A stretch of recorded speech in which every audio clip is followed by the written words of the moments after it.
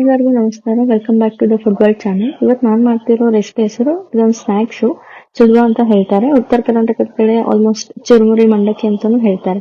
So ಅದನ್ನ ಮಾಡೋದಕ್ಕೆ ನಾನೊಂದು ಪಾತ್ರೆಯಲ್ಲಿ ಎಣ್ಣೆ ಹಾಕೊಂಡಿದ್ದೀನಿ. ಅದು ನೀವು ಎಷ್ಟು ಚುರುಮುರಿ ತಗೊಂಡಿದ್ದೀರೋ ಅದ್ರ ತಕ್ಕ ಹಾಕೊಳ್ಬೇಕು. ಎಣ್ಣೆ ಕಾದಾದ್ಮೇಲೆ ನಾನು ಬೆಳ್ಳುಳ್ಳಿ ಕುಟ್ಕೊಂಡಿರೋದನ್ನ ಹಾಕ್ತಿದ್ದೀನಿ. ಅದು ಗೋಲ್ಡನ್ ಬ್ರೌನ್ ಆಗೋವರೆಗೂ ನೀವು ಎಣ್ಣೆಯಲ್ಲಿ ಹುರ್ಕೋಬೇಕು.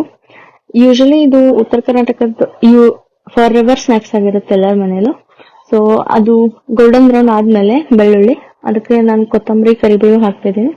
ಕೊತ್ತಂಬರಿ ಕರಿಬೇವು ಚೆನ್ನಾಗಿ ಸುಟ್ಕೊಳ್ತಿದ್ದೀನಿ ಎಣ್ಣೆಯಲ್ಲಿ ಚೆನ್ನಾಗಿ ಸುಟ್ಟಾದ್ಮೇಲೆ ಅದಕ್ಕೆ ನಾನು ಚುರುಮುರಿ ತಕ್ಕಂತೆ ಅಗೇನ್ 1 ಬಟ್ಲು ಆಗಷ್ಟು ಶೇಂಗಾ ತಗೊಂಡಿದ್ದೀನಿ, ಕಡಲೆ ಬೀಜ. ಅದು ಕೂಡ ಎಣ್ಣೆನಲ್ಲೇ ಚೆನ್ನಾಗಿ ರೋಸ್ಟ್ ಮಾಡ್ಕೊಳ್ಬೇಕು. ಫುಲ್ ಅದು ರೆಡ್ ಆಗಿ ಕೆಂಪಾಗೋವರೆಗೂ ಶೇಂಗಾ ಎಣ್ಣೆಯಲ್ಲಿ ಹುರ್ಕೋಬೇಕು. ಅದು ಹುರ್ಕೊಂಡಾದ್ಮೇಲೆ ಪುಟಾಣಿ ಅಂದ್ರೆ ರೋಸ್ಟೆಡ್ ಚಿಕ್ ಪೀಸ್ ಅಂತ ಹೇಳ್ತಾರೆ, ಅದನ್ನ ಹಾಕೊಳ್ತಿದ್ದೀನಿ. ಇದು ಶೇಂಗಾ ಆದ್ಮೇಲೆ ಹಾಕೋಬೇಕು, ಬಿಕಾಸ್ ಇದು ಚಿಕ್ ಪೀಸ್ ಏನಿರುತ್ತೆ ಶೇಂಗಾಗಿಂತ ಜಾಸ್ತಿ ರೋಸ್ಟ್ ಆಗ್ಬಾರ್ದು. ಸೊ ಅಂದ್ರೆ ಬೇಗ ಹುರ್ಕೋ ಕೆಂಪಾಗ್ಬಿಡತ್ತೆ. ಸೊ ಅದಕ್ಕೋಸ್ಕರ ಶೇಂಗಾ ಆದ್ಮೇಲೆ ಹಾಕ್ತಿದ್ದೀನಿ. ಅದಾದ್ಮೇಲೆ ರುಚಿಗೆ ತಕ್ಕಂತ ಉಪ್ಪು ನೀವು ಹಾಕೊಳ್ಬೇಕು.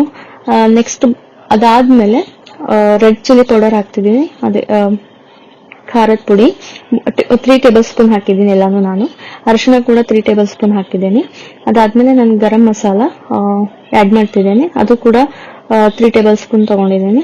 ಅದಾದ್ಮೇಲೆ ಇಲ್ಲಿ ಒಂದು ಸ್ಪೆಷಲ್ ಮಸಾಲ ಏನಂತಂದ್ರೆ ಚುಡುವ ಮಾಡಕ್ಕೆ ಇಲ್ಲಿ ನಾವಿರೋ ಜಾಗದಲ್ಲಿ ಒಂದು ಚುಡುವ ಮಸಾಲ ಅಂತಾನೆ ಸಿಗುತ್ತೆ.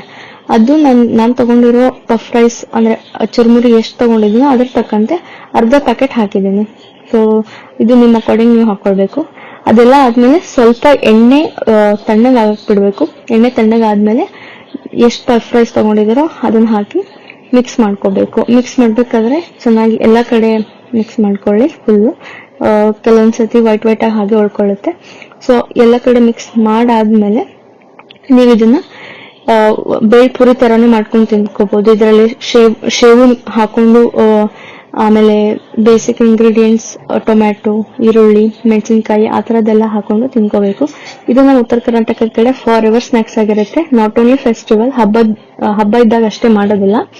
ಸೊ ಯಾವಾಗ ಹೋದ್ರು ಯಾವಾಗ ಮಾಡಿದ್ರು ಎಲ್ಲಾರ ಮನೆಯಲ್ಲೂ ಇದು ಫಾರ್ ಎವರ್ ಸ್ನ್ಯಾಕ್ಸ್ ಆಗಿರುತ್ತೆ. ಸೊ ನಾನು ಇವಾಗ ಇದು ಚುಡುವನ ಈರುಳ್ಳಿ ಕೊತ್ತಂಬರಿ ಜೊತೆ ಮಿಕ್ಸ್ ಮಾಡ್ಕೊಂಡು ತಿಂತಿದ್ದೇನೆ. ಇದು best combination irrespective of the seasons ಅಂತ ಹೇಳ್ಬೋದು. ಎಂಜಾಯ್ ಮಾಡಿ. Thank you.